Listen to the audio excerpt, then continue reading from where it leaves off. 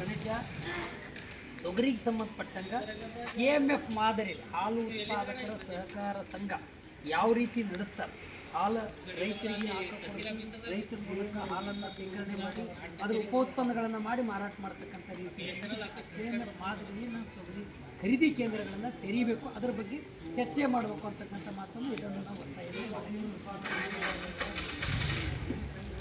Number 2 ಕೇಳಿಕೊಡ್ತೀವಿ ಅಂತಂದರೆ 8,000 ರೂಪಾಯಿ MSP ಇದೆ.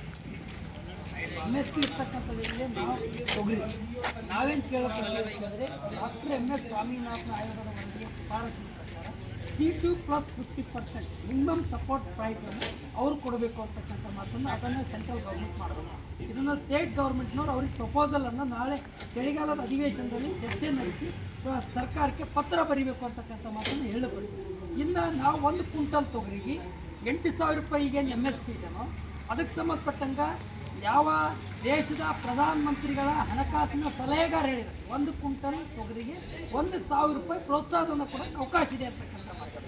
ಆ ಕಾರಣಕ್ಕಾಗಿ ಅವರು ಹಣಕಾಸಿನ ಸಲಹೆಗಾರ ಆಧಾರದಲ್ಲೇ 1 ಕ್ವಿಂಟಲ್ ತೊಗರಿಗೆ 1,000 ರೂಪಾಯಿ ಪ್ರೋತ್ಸಾಹವನ್ನು ಅವ್ರು ಕೊಡಬೇಕು. ನಮ್ಮ ಕರ್ನಾಟಕ ರಾಜ್ಯ ಸರ್ಕಾರ ಮುಖ್ಯಮಂತ್ರಿಗಳ ಆವರ್ತ ನಿಧಿ 1 ಕ್ವಿಂಟಲ್ ತೊಗರಿಗೆ 500 ರೂಪಾಯಿ ಕೂಡ